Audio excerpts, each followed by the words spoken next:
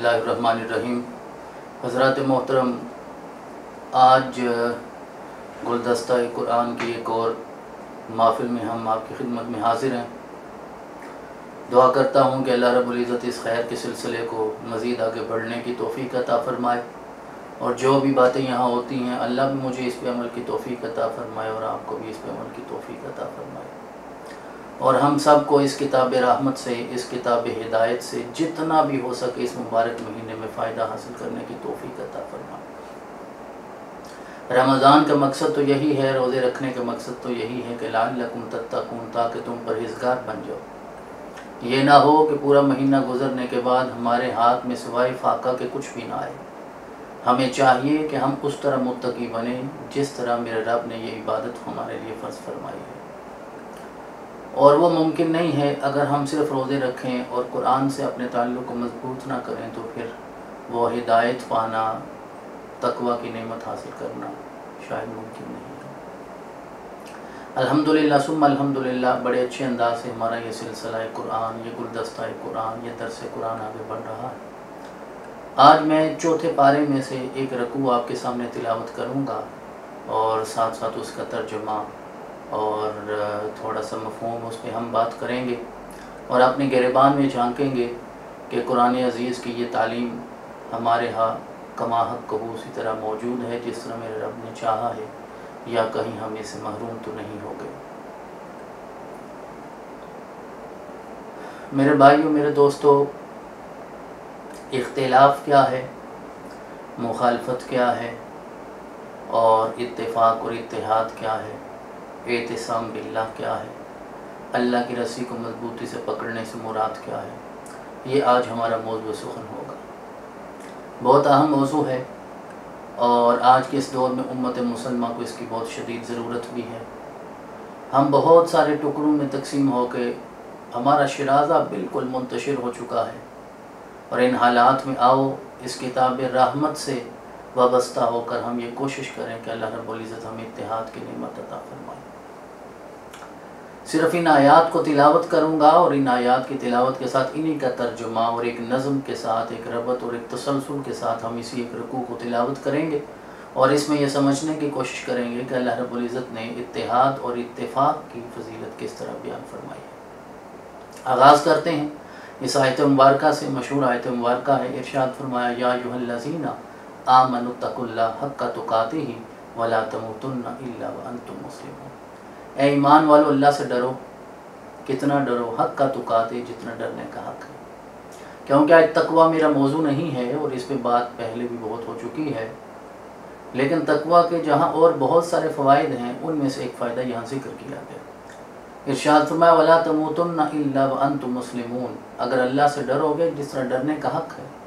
फिर डरने का हक़ क्या होता है? जनाब रसूलुल्लाह सल्लल्लाहु अलैहि वसल्लम ने इरशाद फरमाया, इत्तक़िल्लाह हैसुमा कुन्ता, कि तुम जहाँ भी हो इस हाल में रहो कि वो रब तुम्हें देख रहा है, और उसका डर, खौफ, खशियत तुम्हारे दिल में होनी चाहिए। ये हक़ है।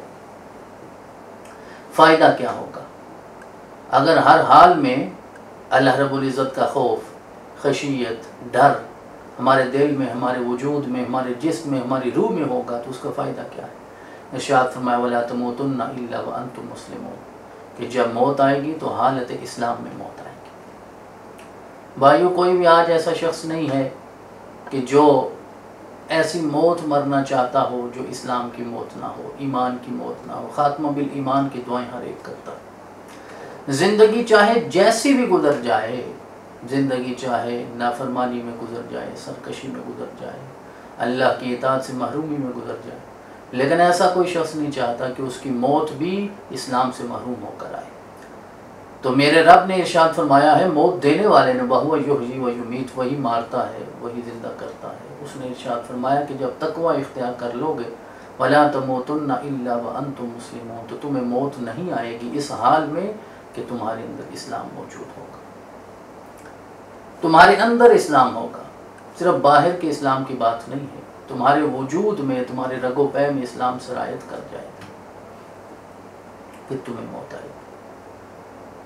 तो तकवा इसीलिए इंसान इख्तियार कर जाए ताकि मौत बर हक हो जाए, मौत बर इस्लाम हो जाए।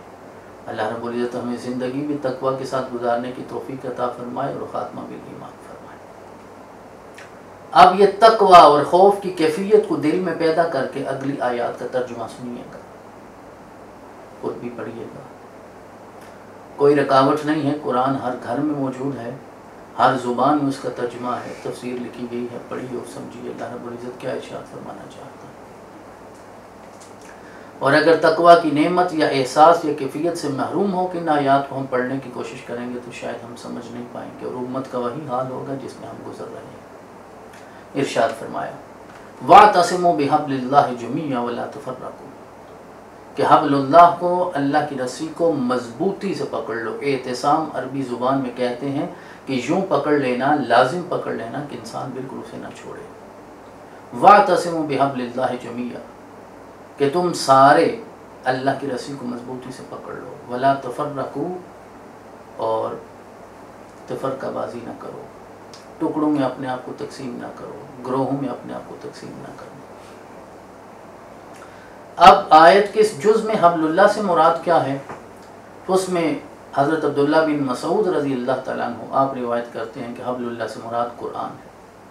یہ قرآن، یہ اللہ کی رسی ہے، کتاب اللہ حبل اللہ ہے۔ اور حضرت علی رضی اللہ تعالیٰ عنہ اور حضرت ابن عباس کہتے ہیں کہ اس سے مراد جناب رسول اللہ صلی اللہ علیہ وسلم کی ذات گرامی۔ تو رسول اللہ کی ذات مراد ہو یا کتاب اللہ مراد ہو، قرآن مراد ہو یا صاحب قرآن مراد ہو، کیونکہ قرآن بھی بغیر صاحب قرآن کے تو سمجھ نہیں آتا، اور قرآن کا تو معنی، مفہوم، مطلب اور وجود ہی کوئی نہیں ہے اگر جناب رسول اللہ کی ذات گرامی موجود نہ ہو۔ دیکھیے نا، قرآن اگر صرف اللہ کا کلام ہونے کی وجہ سے اتنا معتبر ہے تو اللہ کا کلام تو تورات بھی ہے، اللہ کا کلام تو زبور بھی ہے، اللہ کا کلام تو انجیل بھی ہے، لیکن یہ وہ اللہ کا کلام ہے جو المنزل علی محمد صلی اللہ علیہ وسلم ہے، جو جناب محمد رسول اللہ کے قلب اطہر پہ نازل ہوا ہے۔ تو اس اللہ کے کلام کو کیونکہ قلب مصطفیٰ نصیب ہو گیا تو اس لیے یہ قرآن بن گیا اور اتنا معتبر ہو گیا، اتنا مبارک ہو گیا، اتنا باعث رحمت ہو گیا، اتنا باعث برکت ہو گیا۔ تو قرآن سے بھی وابستہ ہونے کے لیے ہمیں جناب رسول اللہ کی ذات سے وابستہ ہونا پڑے گا۔ وَاعْتَصِمُوا بِحَبْلِ اللَّهِ جَمِيعًا، تو اس کا مطلب یہ ہوگا کہ لوگوں اللہ کے رسول کی سیرت کو، اللہ کے رسول کے کردار کو، اللہ کے رسول کی تعلیمات کو مضبوطی سے پکڑ لو اور ان پہ مکمل عمل کرو، اور گروہوں میں اپنے آپ کو تقسیم نہ کرو۔ آیت مبارکہ کی اس ابتدائی جز میں دو چیزیں ہیں، ایک امر ہے اور ایک نہیں ہے۔ امر کیا ہے؟ اعتصام باللہ، اتحاد، اتفاق، اور نہیں کیا ہے؟ ولا تفرقوا، امر بالمعروف، اتحاد قائم کرو، اتفاق قائم کرو، ایک لڑی میں اپنے آپ کو پرو کہ ملت واحدہ کی صورت میں سامنے آ جاؤ۔ اور نہی عن المنکر کیا ہے؟ گروہوں کو ختم کر دو، فرقوں کو ختم کر دو۔ ہوا سماکم المسلمین، سورۃ الحج میں ارشاد فرمایا کہ اللہ رب العزت نے تمہارا نام مسلم رکھا ہے۔ یہ دیگر جو گروہ ہیں، چاہے وہ علاقائی ہیں، چاہے وہ زمانی ہیں، ان کو قرآن عزیز نے تسلیم نہیں کیا۔ اب یہ ساری آیات کو تقوی کی کیفیت میں سمجھنے کی ضرورت ہے۔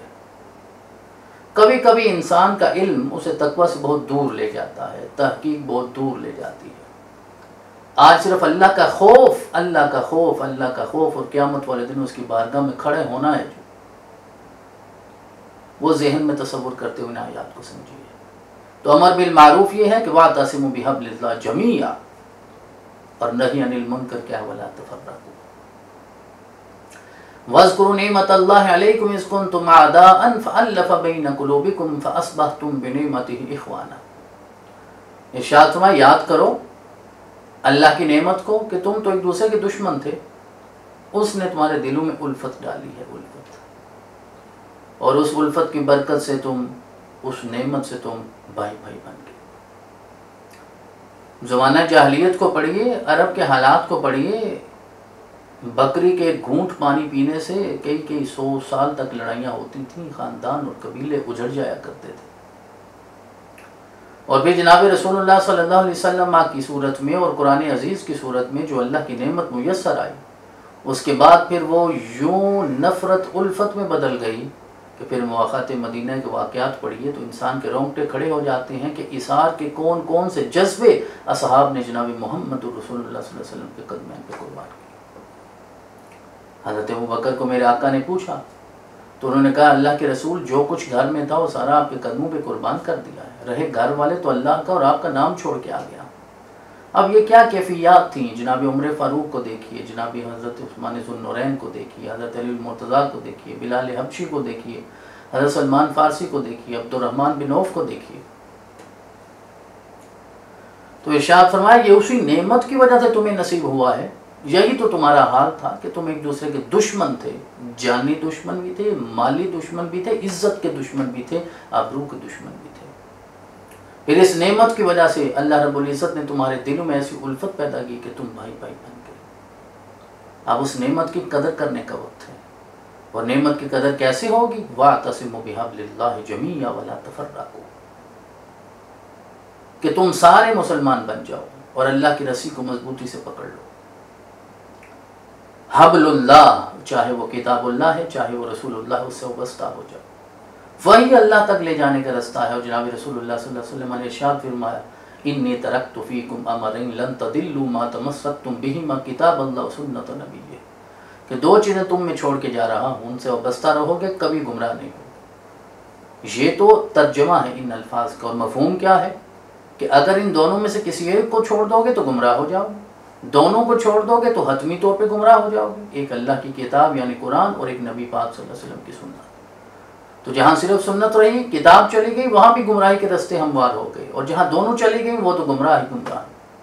آج خود فیصلہ کرنا ہے کہ ہمارے ہاں ہماری زندگیوں میں قرآن کی کتنی حیثیت ہے اور نبی پاک صلی اللہ علیہ وسلم کی سنت کی کیا اوقات ہے، یہ ہمیں دیکھنا ہے۔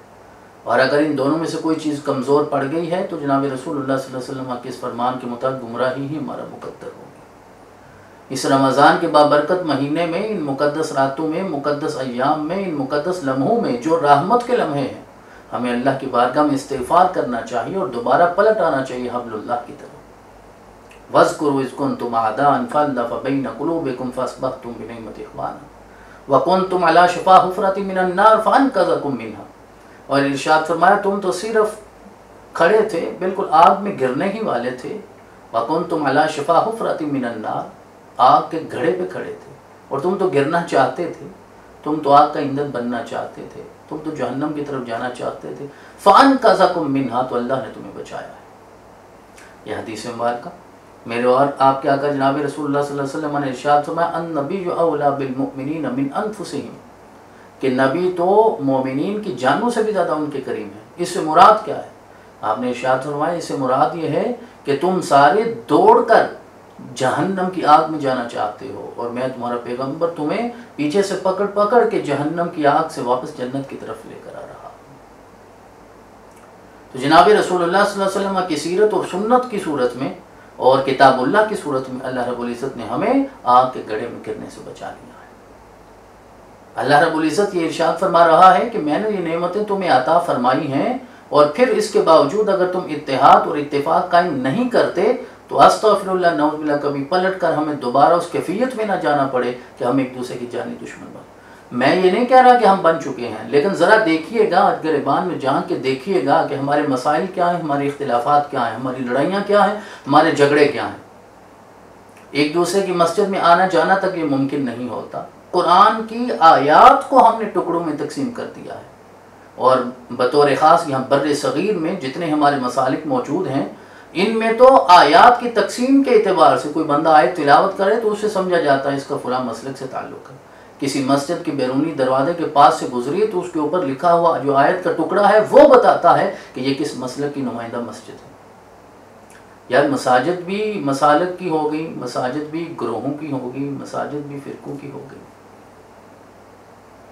اور کتنی کتنی لڑائیاں ہمارے یہ ماضی قریب میں ہوئی ہیں۔ دیکھیے قتل و غارت کی انتہا ہوئی ہے۔ ارشاد فرمایا یہ نتیجہ ہے اگر تم حبل اللہ کو چھوڑو گے، اللہ کی رسی کو مضبوطی سے پکڑ کے رکھو گے، یعنی جناب محمد رسول اللہ صلی اللہ علیہ وسلم۔ حضرات محترم، میرے اور آپ کے آقا جناب محمد بن عبداللہ صلی اللہ علیہ وسلم، آپ کی ذات گرامی تو اس لیے آئی ہے کہ آپ کی ذات کی وجہ سے ہم سارے جمع ہو جائیں، ہم متحد ہو جائیں، ہم متفق ہو جائیں۔ آپ کی ذات پہ. لیکن استغفر اللہ نعوذ باللہ ہمارا حال تو یہ ہے کہ ہم نے جناب رسول اللہ صلی اللہ علیہ وسلم کی ذات کو بھی فرقوں میں تقسیم کر دیا. یار کیا آج کے دور میں کسی کو اللہ نے اتنا علم دے دیا ہے جتنا جناب امام اعظم ابو حنیفہ کو تھا؟ یا جناب امام مالک سے زیادہ ہو گیا، امام شافعی سے بڑے ہو گیا، احمد بن حنبل سے بڑے ہو گئے، بخاری مسلم سے بڑے ہو گئے؟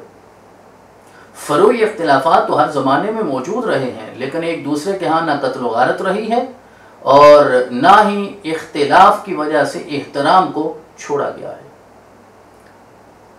فقہ حنفی میں دیکھیے جناب امام اعظم کے بعد جو دو بڑے امام ہیں جنہیں ہم اصطلاحاً صاحبین کہتے ہیں، جناب امام ابو یوسف ہیں اور امام محمد رحمہ اللہ علیہما، ان دونوں نے فقہ حنفی میں جناب امام اعظم سے اتنا اختلاف کیا، اگر احتیاط سے کہوں تو 50% سے زائد مسائل پہ جو فتویٰ ہے وہ فقہ حنفی میں فتویٰ ہے، وہ امام اعظم کے قول پہ نہیں، وہ صاحبین کے قول پہ.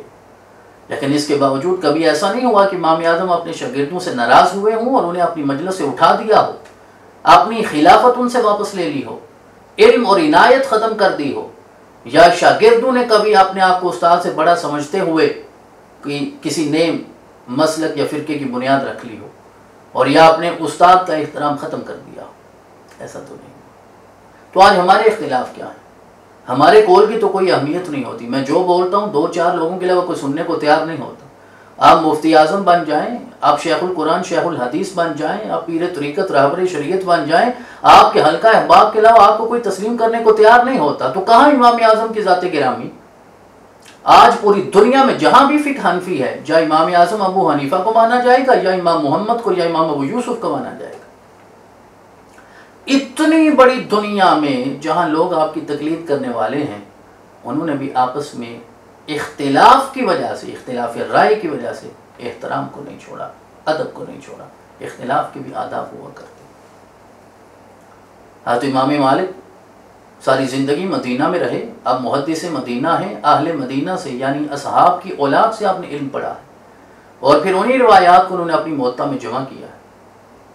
اور پھر امام مالک سے حضرت امام شافعی محمد بن ادریس الشافعی نے ذان میں تلمذ طے کیا. ساری زندگی شاگردی رکھی ہے اور اس کو اعزاز سمجھا ہے، فخر سمجھا ہے. فروعی اختلافات رہے ہیں، فقہی طور پہ چند چیزوں میں اختلاف رہا ہے، لیکن کبھی بھی ایسا نہیں ہوا کہ ان کی اقتدا چھوڑی ہو، محبت کو ختم کیا. اور آپ کہا کرتے تھے، امام شافعی کہا کرتے تھے امام مالک کے بارے میں، اپنے استاد محترم کے بارے میں کہتے تھے انا مجتہد وہو مجتہد لکل مجتہد نصیب. ارشاد فرمایا میں بھی مجتہد ہوں، وہ بھی مجتہد ہے، اور ہر مجتہد کا اپنا اپنا حصہ ہوتا ہے. اور اگر اجتہاد ایسا ہوگا کہ جو ثواب پر مبنی ہوگا تو اللہ کی جناب سے 2 اجر ملیں گے، اور اگر اجتہاد ایسا ہے خطا ہو گئی، مخطئ مجتہد ہوئے، تو 1 اجر تو ملے گا اجتہاد کا. ایک بار آپ کے کسی خادم نے کہا کہ کیا امام مالک کے پیچھے یا جو بھی مالکی ہیں ان کے پیچھے ہمیں نماز پڑھنی چاہیے؟ تو آپ کے چہرے کا رنگ بدل گیا. آپ نے ارشاد فرمایا الست اصلی خلف مالک، کیا میں امام مالک کے پیچھے نماز نہیں پڑھتا؟ آپ نے ارشاد فرمایا اختلاف اپنی جگہ ہے لیکن احترام اپنی جگہ ہے. تو آج بھی اختلاف رکھیے نا. حضرت شاہ ولی اللہ کی کتاب الفوز الکبیر کو پڑھیے، اس میں جہاں انہوں نے علوم القرآن کی 5 اقسام بیان کی ہیں، دوسرا علم ہے علم المخاصمہ. مخاصمہ جسے ہم اپنی زبان میں یا مناظرہ یا مجادلہ کہا کرتے ہیں. وَجَادِلْهُمْ بِالَّتِي هِيَ أَحْسَنُ. اور مجادلہ یہ تو نہیں ہے کہ جو ہمارے ہاں صرف باس و تکرار ہوتا ہے، لڑائی جھگڑے ہوتے ہیں، تو تڑاک ہوتی ہے، گالیاں ہوتی ہیں، بلکہ مجادلہ سے مراد یہ ہے کہ احسن دلائل کے ساتھ ایک دوسرے سے تبادلہ کیجیے. اللہ رب العزت نے قرآن عزیز میں 4 جو باطل گروہ ہیں ان کے عقائد بیان کیے ہیں، یہود و نصارہ کے، مشرکین کے اور منافقین کے. اللہ رب العزت اگر چاہتا تو اپنے مخالف کو مٹا دیتا. ابو جہل کا عقیدہ قرآن میں بیان کرنا کو میرے رب کی مجبوری تھی؟ منافقین کا عبداللہ بن ابی کی کیفیت کو بیان کرنا کیا میرے رب کی مجبوری تھی؟ یہود و نصارہ کے عقائد کو بیان کرنا یہ کیا اللہ کے لیے لازم تھا؟ اس کے بغیر قرآن کی تکمیل نہیں ہو سکتی تھی؟ لیکن اللہ رب العزت نے یہ سبق ہمیں سکھایا ہے کہ میں رب ہو کر اپنے مخالفین کا وجود تسلیم بھی کرتا ہوں، ان کے دلائل سنتا بھی ہوں، اور ان سے بہتر دلائل کے ساتھ ان کا جواب بھی دیتا ہوں. کیا استغفر اللہ نعوذ باللہ ہم اتنے بڑے ہو گئے کہ ہم اپنے مخالف کو بالکل مٹا دینا چاہتے ہیں؟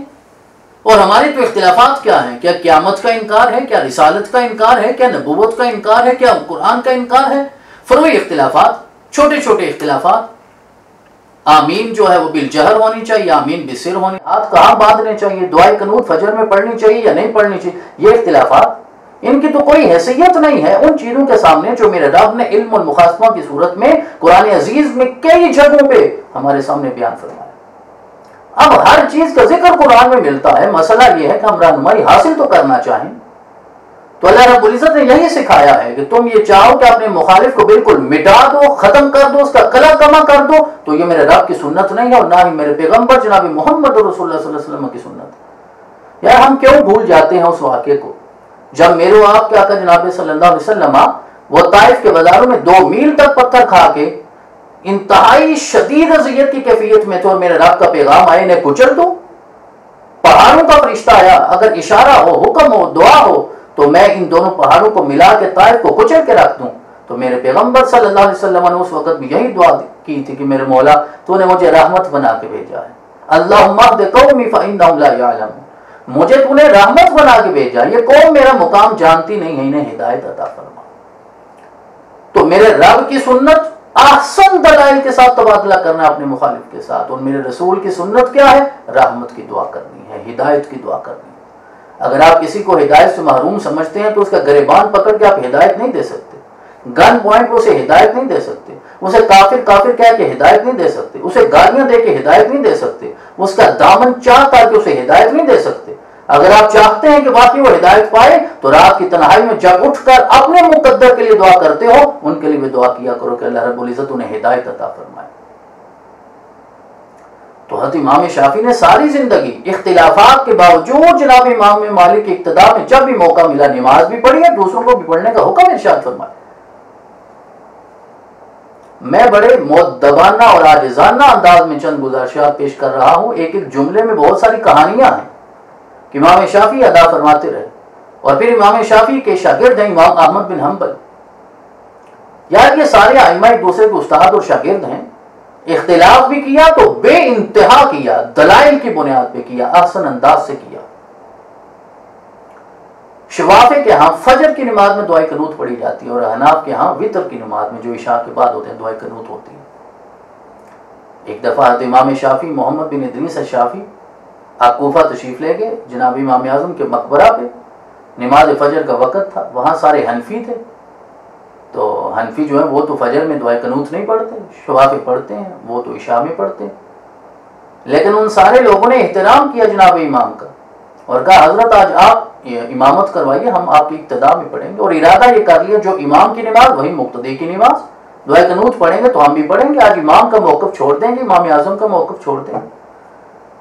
امام شافعی نے نماز پڑھائی، سیرت نگاروں نے لکھا ہے، لیکن اس دن امام شافعی نے نماز فجر میں دعائے قنوت کی تلاوت نہیں کی. جب سلام پھیرا لوگوں نے عرض کیا حضرت ہم تو اس انتظار میں تھے، آپ دعا پڑھیں گے تو ہم بھی پڑھیں گے. تو آپ نے مسکرا کے کہا کہ آج میں نے اپنا موقف امام اعظم کے احترام میں چھوڑ دیا. یار اس طرح اگر اختلاف ہو نا تو یہ وہ اختلاف ہے جس کے بارے میں میرے آقا نے ارشاد فرمایا اختلاف امتی رحمت، کہ میری امت کا اختلاف تو رحمت ہے. یرید اللہ بکم اليسر ولا یرید بکم العسر، اللہ آپ کے لیے آسانی چاہتا ہے، اللہ آپ کے لیے تنگی نہیں چاہتا. تو ہم اختلاف کر کے اگر آسانی پیدا نہیں کر سکتے تو ہمیں سوچنا ہوگا کہ یہ اختلاف کون سا ہے. اختلاف 2 طرح کے ہوتے ہیں، ایک اختلاف تضاد ہوتا ہے، ایک اختلاف تنوع ہوتا ہے. اختلاف تضاد سے مراد یہ ہے کہ 2 چیزیں ایسے ایک دوسرے سے مختلف ہو جائیں جس طرح دن اور رات ہوتے ہیں، دونوں کا اجتماع یہ ممکن ہی نہیں ہوتا، جس طرح توحید اور شرک ہوتا ہے. اس اختلاف کو تو کوئی قبول نہیں کرتا، یہ محمود نہیں ہے. اور ایک اختلاف تنوع ہے کہ ایک چیز میں ایک سے زائد موقف ہو سکتے ہیں.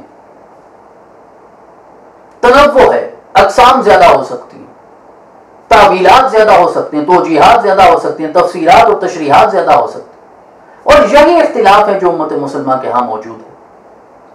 امام اعظم اس اختلاف کے باوجود امام رہے اور صاحبین اس اختلاف کے باوجود آپ کے شاگرد رہے. انہوں نے استاد سے بڑے ہونے کی کوشش نہیں کی اور استاد نے بھی انہیں راندہ درگاہ کرنے کی کوشش نہیں کی. اور صبح قیامت تک فقہ حنفی اپنی تکمیل کو نہیں پہنچ سکتی اگر امام اعظم کے ساتھ یہ صاحبین موجود نہ ہوں.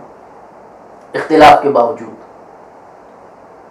امام بخاری کو دیکھیے، وہ شافعی ہیں، اور انہوں نے اپنی کتاب بخاری میں ایک حدیث بھی امام اعظم سے نقل نہیں کی، کیونکہ ان کا امام اعظم سے ایمانیات میں اختلاف تھا، ایمان کے زیادہ اور کم ہونے کے اعتبار سے ایک بحث ہے، وہ اختلاف تھا، اس بنیاد پر انہوں نے کوئی حدیث ذکر نہیں کی، اختلاف کیا، انتہا پہ کیا۔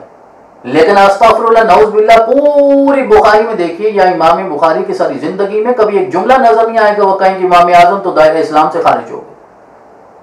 حالانکہ علماء کا اتفاق ہے کہ امام اعظم صرف فقہ کے امام نہیں ہیں، امام الائمہ فی الحدیث بھی ہیں، لیکن اختلاف کی بنیاد پہ ذکر نہیں کیا، حوالہ نہیں دیا، ان کا نام نہیں لیا، لیکن یہ تو نہیں کہا استغفر اللہ ختم ہو گئے اور فارغ ہو گئے۔ تو ہمیں بھی اگر اختلاف کرنا ہے ایک دوسرے کے ساتھ تو ہمیں اپنی اوقات میں رہ کے کرنا چاہیے، اپنے علم کے مطابق کرنا چاہیے۔ دو لفظ آ جانا کوئی علم تو نہیں ہوتا نا، آواز اور چہرے کا خوبصورت ہونا کوئی علم تو نہیں ہوتا نا، علم تو وہ ہے جو میرے رب نے ان لوگوں کو عطا فرمایا ہے۔ تو آپ پہلے اللہ سے حقیقی علم تو مانگیے، اور وہ علم ہی کیا ہے جس سے انسان اپنی ذات کو نہ پہچان سکے۔ من عرف نفسہ فقد عرف ربہ، اور جب آپ اپنے آپ کو پہچانیں گے تو پھر رب بھی آپ کو اپنی معرفت عطا فرما دے گا۔ اور اپنے نفس کو پہچاننا یہ تو نہیں ہے نا کہ انسان تکبر کرتا رہے، اکڑتا رہے، اپنی اوقات سے باہر رہے۔ تو اس لیے ارشاد فرمایا واعتصموا بحبل اللہ جمیعا ولا تفرقوا، امر یہ ہے کہ اعتصام باللہ کرو، اللہ کی رسی کو مضبوطی سے پکڑ لو، نہ ہی یہ ہے کہ ولا تفرقوا کذالک یبین اللہ لکم آیات لعلکم تہتدون۔ اور اس آیت کے آخر میں ارشاد فرمایا اسی طرح کھول کھول کے اللہ اپنی آیات اور نشانیاں بیان کرتا ہے تاکہ تم ہدایت پائے۔ میرے رب نے تو کوئی چیز مخفی رکھی نہیں ہے، میرے رب نے تو کوئی چیز چھپا کے رکھی نہیں۔ ایک دوسرے پہ الزام تراشیاں، ایک دوسرے کی جاسوسی، عیب جوئی، اور ایک ایک جملے پہ، ایک ایک چھوٹے چھوٹے جملے پہ ہم یہ کوشش کرتے ہیں کہ اس جملے میں کوئی ایسا عیب نظر آ جائے کہ کفر کے فتوے لگا دیے۔ انسان کی زندگی کی ساری محنت رائے گاں چلی جاتی ہے، ناکارہ چلی جاتی ہے، صرف چند جملوں کی بنیاد پہ اپنی مرضی کا مفہوم اخذ کر کے کفر کے فتوے لگا دیے جاتے ہیں۔ یار کفر کا فتویٰ لگانے کا اختیار تو سوائے میرے رب کے اور جناب محمد رسول اللہ صلی اللہ علیہ وسلم کے کسی کے پاس نہیں ہے۔ حضرت بہلول دانا کا ایک قول میرے ذہن میں آ رہا ہے، مجذوب تھے، آپ سے کسی نے پوچھا کہ بہلول تم زیادہ وقت قبرستان میں کیوں گزارتے ہو، زندہ لوگوں میں کیوں نہیں بیٹھتے؟ جہاں رونق ہوتی ہے، وہاں زندگی کے آثار ہوتے ہیں، وہاں کیوں نہیں بیٹھتے؟ تو جناب بہلول نے کہا میں اس لیے قبرستان میں بیٹھتا ہوں کہ وہاں جن کے پاس میں جاتا ہوں وہ نہ تو کوئی الزام لگاتے ہیں، نہ کوئی تانا مارتے ہیں، نہ کوئی جاسوسی کرتے ہیں، نہ کوئی عیب جوئی کرتے ہیں، اور سب سے بڑی بات یہ ہے کہ جب میں وہاں سے اٹھ کے واپس آتا ہوں میرے پیٹھ پیچھے وہ میری غیبت بھی نہیں کرتے۔ تو اب تو یوں ہی لگتا ہے کہ اگر ہم اسی طرح فرقہ پرستی کی آگ میں جلتے رہیں گے تو انسان دنیا کو چھوڑ کے اور زندگی کو چھوڑ کے تو قبرستان کی راہ لے لے تاکہ وہاں جا کے انسان کسی الزام سے اپنے آپ کو محفوظ رکھ سکے گا۔ میرے دوستوں، میرے بھائیوں، قرآن کا یہ مہینہ ہے، رمضان کا یہ مہینہ ہے، برکت کا یہ مہینہ ہے، خیر کا یہ مہینہ ہے، اس میں ہمیں ایک دوسرے کو احترام دینا ہے۔ آپ ہر درجہ اگر اعتدال سے بھی بات کریں تو اس میں سے بھی اختلاف پیدا کر لیا جاتا ہے۔ اللہ رب العزت اس قوم کو ہدایت عطا فرمائے۔ تو ارشاد فرمایا کذالک یبین اللہ لکم آیات لعلکم تہتدون۔ اب اگلی 2-3 آیات صرف ترجمہ پیش کر کے میں اپنی بات کو ختم کرتا ہوں۔ وَلْتَكُن مِّنكُمْ أُمَّةٌ يَدْعُونَ إِلَى الْخَيْرِ وَيَأْمُرُونَ بِالْمَعْرُوفِ وَيَنْهَوْنَ عَنِ الْمُنكَرِ وَأُولَٰئِكَ هُمُ الْمُفْلِحُونَ۔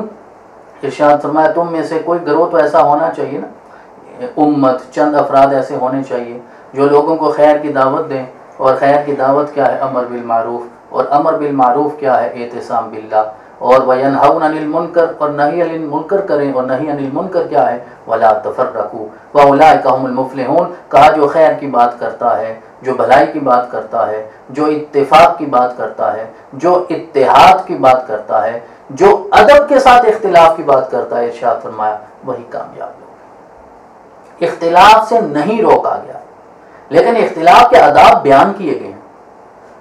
حضرت شاہ ولی اللہ کی مشہور کتاب حجت اللہ البالغہ، اس میں آپ نے اختلاف و صحابہ فی الاحکام بیان کیے ہیں کہ صحابہ کے احکام میں کتنے زیادہ اختلافات ہوا کرتے تھے۔ کبھی وہ پڑھیے تو آپ کو اندازہ ہوگا اختلاف سے نہیں روکا گیا، لیکن وہ اختلاف جس میں ادب نہ ہو، وہ اختلاف جس میں دلائل اچھے نہ ہوں، وہ اختلاف جو آخر انسان کو کفر کے فتوے تک لے جائے، اس سے منع کیا گیا۔ اور ارشاد فرمایا وَلَا تَكُونُوا كَالَّذِينَ تَفَرَّقُوا وَاخْتَلَفُوا مِن بَعْدِ مَا جَاءَهُمُ الْبَيِّنَاتُ وَأُولَٰئِكَ لَهُمْ عَذَابٌ عَظِيمٌ کہ ان لوگوں کی طرح نہ ہو جاؤ جنہوں نے اختلاف کیا، جنہوں نے تفریقہ کیا، اس کے بعد کہ اللہ کی طرف سے واضح نشانیاں آ گئی. تو واضح نشانیاں ہیں بنی الاسلام علی خمس شہادت اللہ الہ الا اللہ وان محمد رسول اللہ واقام الصلاۃ وایتاء الزکات وصوم رمضان وحج بیت اللہ. تو نشانیاں واضح ہیں. کہاں ان لوگوں میں سے نہ ہو جاؤ جو پھر بھی تفریقہ کرتے ہیں، پھر بھی اختلاف کرتے ہیں. اگر ایسا کرو گے وَأُولَٰئِكَ لَهُمْ عَذَابٌ عَظِيمٌ. میں اپنی طرف سے کوئی بات نہیں کر رہا، میں نے کہا ان آیات کو تقویٰ کی کیفیت میں ایک ربط سے پڑھیے، ایک تسلسل سے پڑھیے. آپ کے دل میں اللہ کا خوف اور کیفیت اور تقویٰ ہو تو پھر پڑھیے کہ اللہ رب العزت یہ کس سے کلام کر رہا. تنہائی میں بیٹھ کے پڑھیے نا، کسی مجمع میں نہ پڑھیے، تاکہ آپ کو یہ احساس ہو کہ یہ قرآن براہ راست آپ سے ہی خطاب کر رہا ہے اور آپ سے کلام کر رہا. یوم تبیض وجوہ وتسود وجوہ. ارشاد فرمائے وہ ایک دن ایسا آ جائے گا کہ اس دن کچھ چہرے تو سفید ہوں گے، خوبصورت ہوں گے، چمک رہے ہوں گے، اور کچھ سیاہ ہوں گے. فَأَمَّا الَّذِينَ اسْوَدَّتْ وُجُوهُهُمْ أَكَفَرْتُمْ بَعْدَ إِيمَانِكُمْ فَذُوقُوا الْعَذَابَ بِمَا كُنْتُمْ تَكْفُرُونَ. اور ارشاد فرمایا جو چہرے سیاہ ہوں گے وہ اس لیے سیاہ ہوں گے کہ انہوں نے ایمان کے بعد بھی کفر کیا ہوگا. بھئی ایمان کے بعد کفر کیا ہوتا ہے؟ یا ایھا الذین آمنوا آمنوا باللہ ورسولہ. 5ویں پارے میں ارشاد فرمایا ایمان والے ایمان لے آؤ. مطلب یہ کہ ایک ایمان ہے جو فقط زبان کی حد تک ہے، صرف وہ نہیں کہا کہ ایمان وہ ہونا چاہیے جو تمہارے دل میں بھی ہو. تو یہاں ایمان لانے کے بعد پھر کفر کیا تو ہر حال میں توبہ اور استغفار کا سلسلہ جاری رکھنا چاہیے. پتہ نہیں کون سا عمل انسان کو کفر کر لے جائے. وہ مسلم شریف کی حدیث مبارکہ میرا آقا صلی اللہ علیہ وسلم نے ارشاد فرمایا اگر کوئی کسی دوسرے کو کافر کہتا ہے اور اس میں وہ علامات نہ ہوئی جو کافر کی ہیں تو وہ پلٹ کے کفر اسی کی طرف آئے گا جو کہنے والا ہے. تو اس لیے آپ انسان کو بہرحال اپنی اوقات میں رہ کے معاملات سر انجام دینے چاہیے. فَأَمَّا الَّذِينَ اسْوَدَّتْ وُجُوهُهُمْ أَكَفَرْتُمْ بَعْدَ إِيمَانِكُمْ فَذُوقُوا الْعَذَابَ بِمَا كُنْتُمْ تَكْفُرُونَ. وَأَمَّا الَّذِينَ ابْيَضَّتْ وُجُوهُهُمْ فَفِي رَحْمَةِ اللَّهِ هُمْ فِيهَا خَالِدُونَ.